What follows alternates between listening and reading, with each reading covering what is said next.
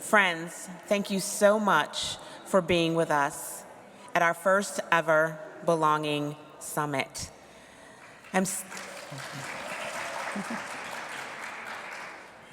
As we gather together to conclude the first ever Jewish Belonging Summit, this closing plenary will focus on bringing together the ideas, the skills, and connections that we have experienced in the past days. We will enjoy a conversation between Rabba Sara Hurwitz and Matthew Nouriel that will highlight belonging in action. To just frame the conversation briefly, belonging begins with the collective stories we tell about ourselves and others. Belonging holds the complexity and truth of who we have, are, and hope to be. Over the last 25 hours, we have shared our stories, the power of humanity to triumph over ideology, mobilizing our voices from a cacophony to a symphony that brings down walls to build bridges of humility and vulnerability, curiosity, truth-telling to ourselves first and others, sacred differentiation, holding on firmly yet gently to poles of tension and flexibility that all bridges require. And finally, relationships for intentional expansion and pace to know when to hold space for grief and when to light flames that illuminate all of our faces. I was supposed to have a baby.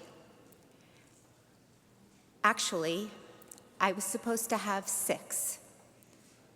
3 girls and 3 boys. The first loss came at 7 weeks, during the appointment when we were supposed to hear a heartbeat. There was only silence. The second happened during the 4th month of pregnancy, at a routine checkup. Again, silence. After the 3rd loss, at the exact same stage, I started having panic attacks just thinking about walking into my doctor's office. And it wasn't just the clinic. I stopped going to synagogue because I couldn't face the stroller parade at the entrance. Even simple questions like, how many children do you have? Felt like a gut punch. Do I count only the living or the ones that never made it here? During those years of grief and pain, I felt like I didn't belong anywhere. I avoided people and places that might force me to explain. Yesterday, actually, while standing in line to register, someone asked what my organization is. I told her, it's called I Was Supposed to Have a Baby. And then the woman next to us turned around and said, wait, what? That's the name of your organization? I was also supposed to have a baby. I tried and I tried, but I don't have any. Just hearing that name makes me feel seen. This conference hadn't even started, and already belonging happened. That's the heart of what I Was Supposed to Have a Baby does. We create warm, inclusive spaces for all fertility stories: infertility, miscarriage, childlessness, surrogacy, egg freezing, termination for medical reasons, adoption, and more. We support every kind of Jew, from Hasidish to just Jewish, across the globe.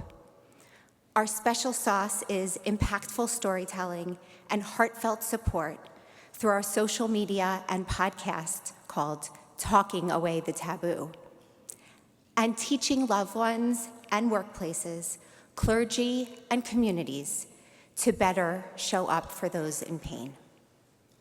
So, on the eve of Mother's Day, a day that is hard for so many, I thank you, JFNA, SRE, Rabbi Isaiah, Rachel. Thank you for making space for every story, and grateful.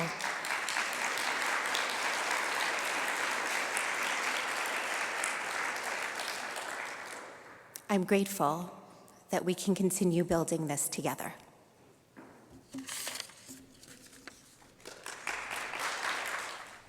Thank you so much, Dr. Barron.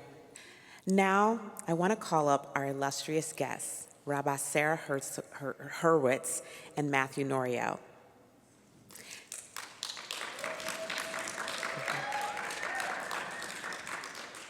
Just a little bit about our guests. Rabbi Sara is the president and co-founder of Maharat, and the first rabbinical school to educate, ordain, and invest in passionate and committed Orthodox women. Matthew Nouriel, Director of Community Engagement at Jemena, which stands for Jews Indigenous to the Middle East and North Africa. Matthew is of Iranian Jewish descent. Also supports the LGBTQ+ community, a Jewish advocate, speaker, and content creator. Clap it up for us. Loving the enthusiasm. Thank you. So, we're really excited to have this conversation with you today and to hear from you how you've created belonging in the spaces that you have been in. What are some of the challenges? What are some of the successes? And with that, can you tell us what it means to advance belonging at Jemena and at Yeshivat Maharat? And we would love to hear about also too, in that, how you uniquely understand belonging. Okay, I'll go first. To you. Thank you so much, and really kudos to SRE and everybody who behind the scenes brought us all together. So thank you, and really an honor to be sitting next to you and learning with you. I think in order to talk about belonging, we have to also think about what it means not to belong. I think we probably all have our stories of moments of when we just weren't included. I have a few of those stories. I want to start by sharing them very quickly, just as a way to provide a foundation for how I came to be sitting where I am and how I continue to think about belonging. I was born and raised in South Africa, and from a very young age, growing up in apartheid South Africa, I noticed differences. I noticed in and out, being othered. I noticed it when I was driving through a township called Alexandria, which white people weren't supposed to be in, and we got lost, and the person who was driving, my friend's father, started yelling about getting down and a sense of being unsafe, and I was confused and I didn't understand what was going on. I was so insulated, and also noticing an equity that in my body just didn't feel right. My parents took us out of apartheid South Africa and sent us a message that actually we can be and do and strive for something greater and bigger. And I didn't know that would be becoming an Orthodox female rabbi, because that was not an opportunity or an option. There was no model for that growing up. But it did set me on the path of trying to figure out how to expand a community that I felt like I belonged to, but also felt othered in. And I have so many stories of, again, a coming into the moments where men told me, no, you cannot, stay silent, stay othered. And it didn't sit right, and it didn't sit well, but I kept moving one foot in front of the other and tried to move towards learning. Knowledge, at least in the Orthodox community, is one of the recipes to becoming an authority, and I understood that having that knowledge would set me in a path of of leadership and authority. And even as I was moving towards that trajectory, I was told over and over again, you don't belong. I was kicked out of a Beit Midrash, a learning space, right before I was about to be ordained because there was fear about my presence, my mere presence would impact others learning in the space next to me. After I was ordained, I was invited and disinvited to many places to speak. I was invited to speak, and I was introduced without my title, and then others in the community wrote an article about now the world, the Jewish community, has one more thing to cry about on this Tisha B'Av, on this day of mourning, because we're not only mourning the destruction of the temple, but the destruction of the future of the Orthodox community, because now women are part of its leadership. I wanted to build, I didn't want to destroy, and so what I knew is that I had to create an institution, a credential pathway, a system, a safety network for others to join and feel like they were part of something larger. There were, at that time, many other women who were trying to navigate this system in a very lonely way, and I simply wanted to bring us together and provide the framework for us to put one foot in front of the other. And so, are we there yet? I don't know. I think that there is a lot more work to do, and I think that's another question coming up, so maybe I'll just stop there. Thank you so much. Thank you. Thank you. So belonging is a very interesting word for me because I did not, growing up, understanding what that meant. I grew up to parents who were new refugees from Iran, Jewish refugees from Iran in the UK. I went to an Orthodox Ashkenazi school, and I was one of maybe 4 or 5 Mizrahi kids in that school, and I was probably the only kid in that school who came from an incredibly secular family. And I was queer as hell. So I did not belong. I grew up with the sense that we'll fast forward to when I did come out. I had the sense that I didn't belong in Jewish spaces at all. I didn't belong in Iranian spaces at all. I viewed those spaces as the cause of the pain that I endured as a young queer child. And I pulled away from the Jewish world. I pulled away from the Persian Jewish world. I wanted nothing to do with it. Fast forward quite a number of years, I became acquainted with somebody who's a good friend now, who's actually with us tonight, Arya Marvazeh. Yeah, clap from Arya Marvazeh. And through his work with JQ International, he started a Persian Pride Fellowship. And I was asked to attend. And if I'm being honest, I don't know if you know this, Arya, when I said yes, it was because I thought, what a joke, nobody's gonna show up, let me show up to support you. I think it was a speaking engagement. And I showed up late because I'm Persian, that's what we do.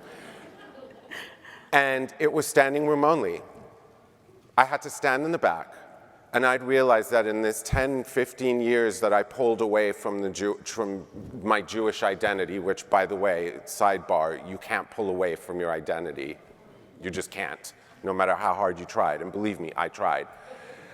And I thought, wow, I really did myself a disservice here, because instead of doing what I do now, which is plant both my feet on the ground, 10 toes down, chest up, I'm here, I'm part of you, whether you like it or not, so let's work together, yeah, sure. I chose to run away, and I learned that hard lesson.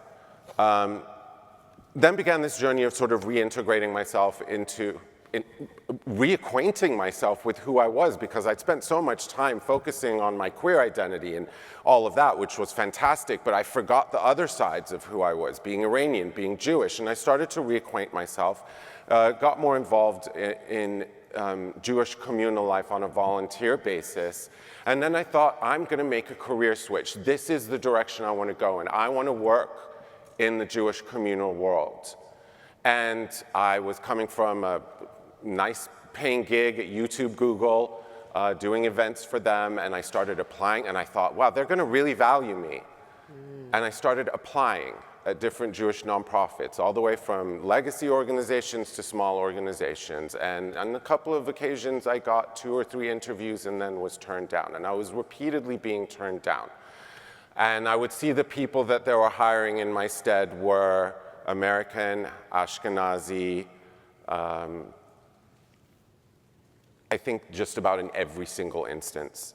And I remember telling myself, that can't, you're just being paranoid. Like, this isn't, it's nothing, maybe it's your education level, or maybe it's because you do drag, maybe it's all these different things.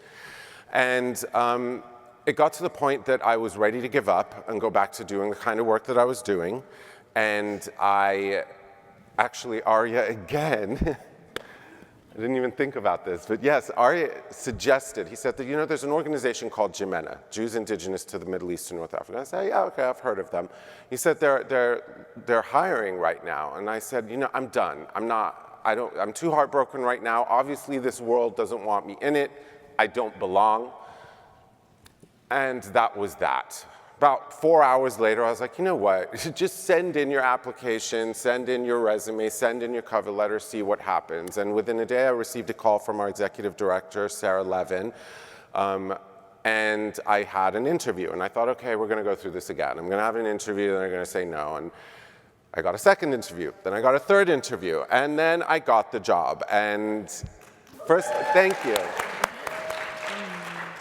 I realized, firstly, the world works in incredibly mysterious ways. And as heartbroken as I was that I didn't get those previous jobs that I'd applied for, I realized everything works out exactly as it's supposed to work out, or at least that's what I tell myself. Because I couldn't be happier than to work for an organization which our entire existence is to create belonging, specifically for Mizrahi and Sephardic Jews and Jews whose diaspora experiences were from the Middle East and North Africa. And what does that look like? Not only does that look like community building within our community, but it looks like shifting the ecosystem of the broader Jewish world. It looks like creating lesson plans, creating inclusion plans, creating trainings for future leaders, so that we can see more of ourselves reflected in that ecosystem and feel like we belong. Thank you so much. Can I respond very quickly? Yes. When we finally, I'm listening, and when we finally embrace our identities and realize that we are supposed to be who we're supposed to be, in my case, it was both Orthodox, feminist, leader, rabbi, when I could begin embracing those words and feel it inside my body, being told that I wasn't part of the family was very hard to take in, because I knew I belonged. I knew I was, part of the family as somebody sort of gave me that language. And you can't actually kick somebody out of the family, right? When you know you belong, that's when the hard work begins of figuring out, just like you said, how to keep your feet planted and then move the needle. Thank you so much. It's amazing. There are some themes running through both of your sharing about the stories and how your telling of those stories to yourself and to others really humanized you and humanizes the work that we are doing. And realizing that there are others like us. Yeah. How you're saying, feel so good. And the other thing that you had in common was just the relationships and how your relationships grounded you in those moments when you were doubting. So with that, what have you gleaned from the work that you've done so far? What are some nuggets of what success might look like as we're trying to achieve culture and communities of belonging and equity? And yes, are we there yet? Please.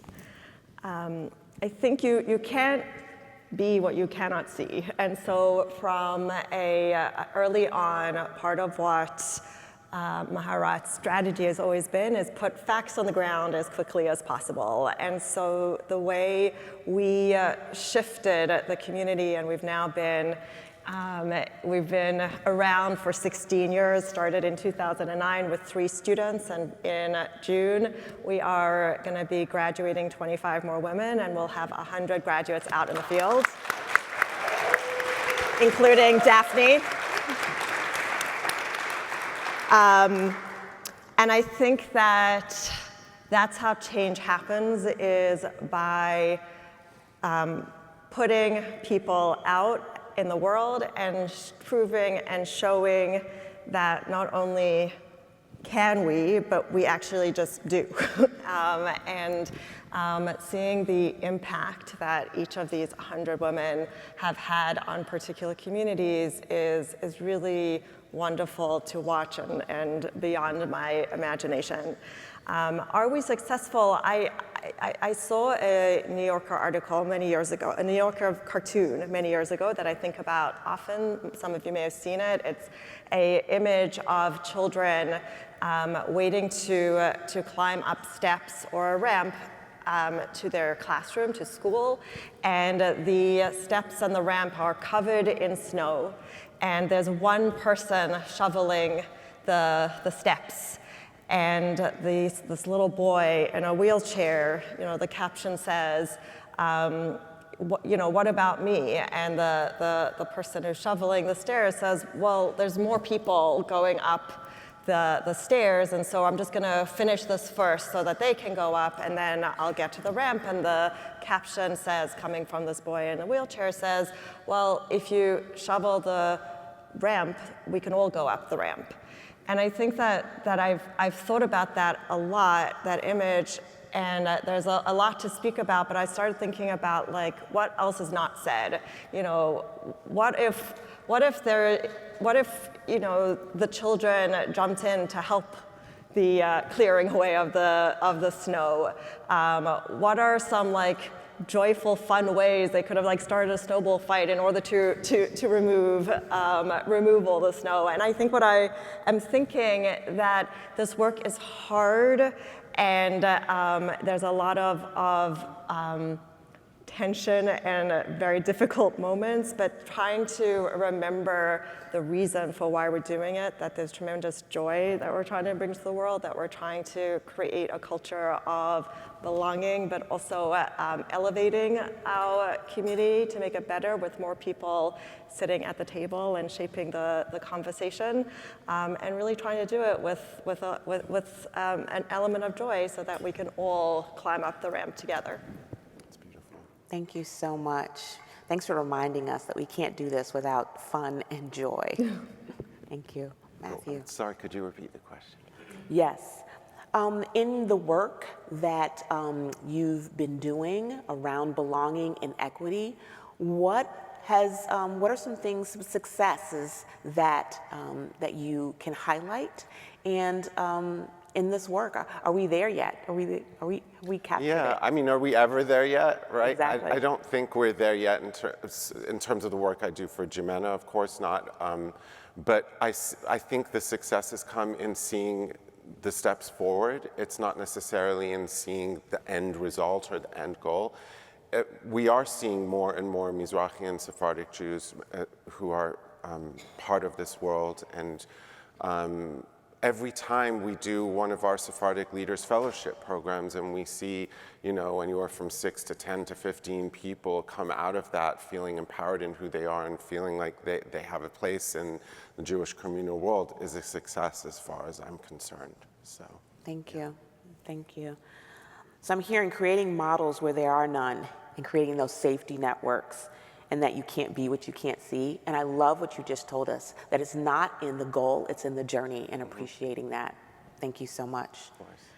With that, what are some of the Jewish values, whether they're ethical or spiritual or moral, that help ground you as you are doing this work, and that perhaps too we can also bring into our own toolboxes so that we can create this sense of belonging in our communities?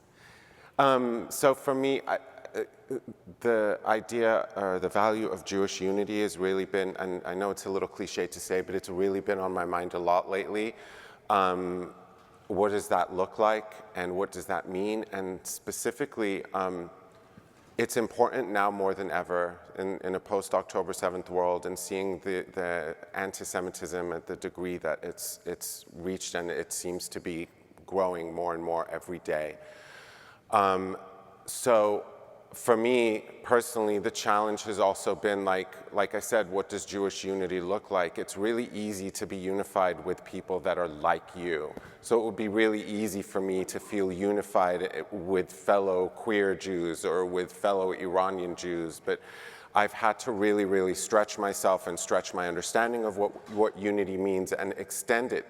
Ideological diversity is something that I feel this ecosystem could do better on, and I'm trying personally to do better on that myself. People who think differently than me politically, fellow Jews who lean in a different direction than I do politically. How do we see eye to eye with each other? Because the world that hates us wants nothing more than to see us fighting each other. And if we're gonna take on the identity of an American political binary, to me, that's the worst thing we can do. So that's been really important to me lately. Thank you. Thank you. Very. I love this question because it gives me the opportunity to do my favorite thing, which is to bring in Torah. And I want to just start by saying that you know, the Torah has many concepts in it which are about creating systems to create in and out and others. And I want to acknowledge it, but it's also my job, I feel, as a rabbi to mine this beautiful traditional text and elevate those teachings that I think can really guide us in this work.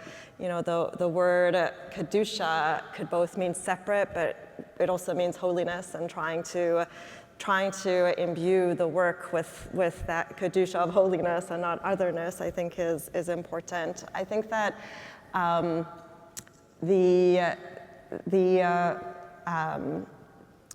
category for, I think, trying to strive to create belonging is the mention over and over again in the Torah of that we shouldn't oppress the stranger and the widow and the orphan, and that's code for trying to figure out how to create belonging, I think. And that is mentioned, as I said, 42 times, more so than mention of love or the laws of Shabbat or the laws of keeping kosher.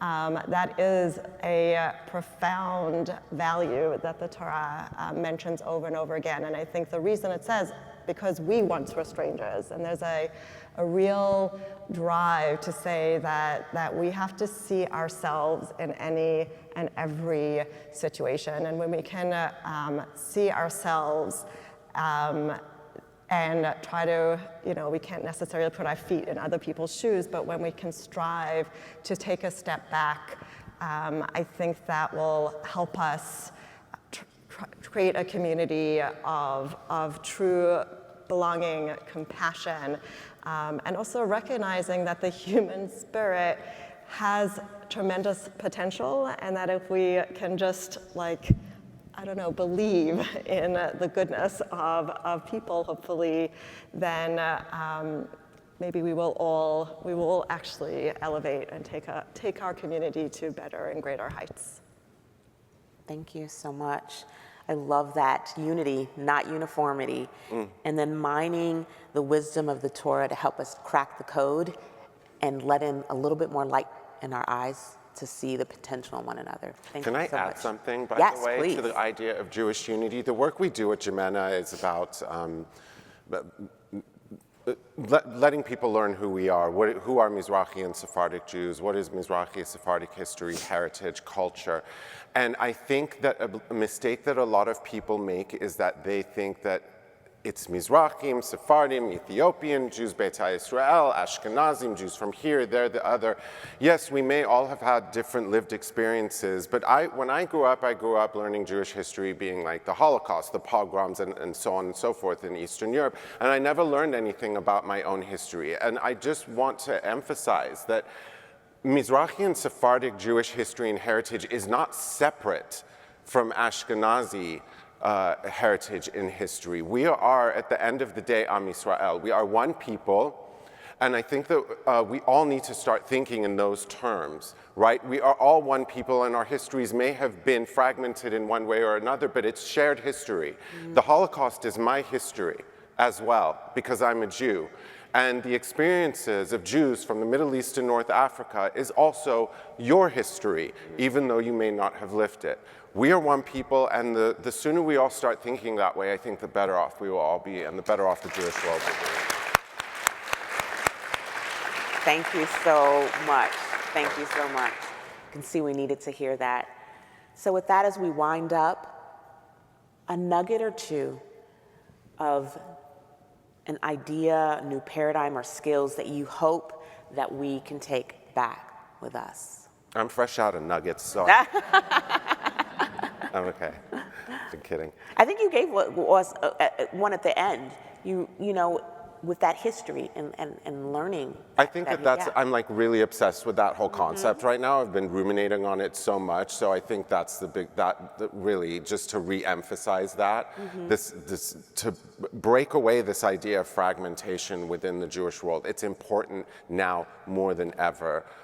So yeah. To learn our history. Learn our histories, and we need to all know each other's histories because it belongs to all of us. Thank you. Excellent. I'll just say very briefly that I think the key is to acknowledge and notice fear, where that fear is coming from, trying to understand it, but even if we don't, just recognizing that we don't have to take that fear on for ourselves. And what I've been thinking a lot about at a time of discontent, and a time where there seems to be so much chaos surrounding and around us, is to go back to our core values, to remember what the mission was. Our mission of Maharat was to train and ordain Orthodox women as rabbis, but really what that means, it's about creating a more inclusive community with more voices at the table, and moments where others are telling me, no, I go back and remember what my goal is. And my goal is to bring more Jewish leaders who are interested in investing in the Jewish community, bringing them and giving them a platform and a voice to lead. Thank you so much. Thank you, Rabba Sara. Thank you, Matthew. Thank you, Stacey. Thank you so much. Thank you so much. Thank you. With that, I would love to bring up my colleague, Nate Looney, to take us out of our summit. Thank you so much. All right, so I recognize I am what separates you from lunch. So I'm just gonna be as efficient as I can here. Want to start by saying a huge thank you to everyone that made this convening possible. That includes each and every one of you all that are here in this room, and folks that have had to depart early. Thank you for bringing your energy, your voice, your knowledge, your wisdom, and your spirit. And I want to give a special thank you to our speakers. You really are our teachers, our guiding lights, and our inspiration. And a special thank you to our generous funders, including the Schusterman Family Philanthropies, the Jim Joseph Foundation, the Weinberg Foundation, Crown Family Philanthropies, along with our other valued supporters. We wouldn't be able to be here without you. And a special thank you to the Jewish Federations of North America and the SRE staff. And an additional thank you to Scott Circle Events that have helped make all of this run smoothly. And then I also want to extend a thank you to our amazing staff at the hotel. You know, the coordinators, our security, the caterers, maintenance, and the event team. There's a lot that happens behind the scenes to make this a reality, and we're grateful for you all. And we recognize we wouldn't have been able to do this without you. So instructions about lunch, because like I said, I don't want to separate nobody from no food. As you leave this hall, the food will be set out. Grab what you want. It's grab and go. You can eat it in the lobby or take it with you to the airport or wherever you're going. Take as much as you need. There is abundance. And one last thing that I'll note before I go into our call to action is many of you know about our Jewish Federation's Pride mission that's coming up next month. And we are almost sold out, but if you know of some folks that are interested in traveling to Israel June 8th through June 12th, yalla, let's go. So our call to action, we've done a lot of learning and a lot of community building since we've been together. And I'm reminded of the words of Congressman John Lewis of blessed memory. Do not get lost in the sea of despair. Do not become bitter or hostile. Be hopeful. Be optimistic.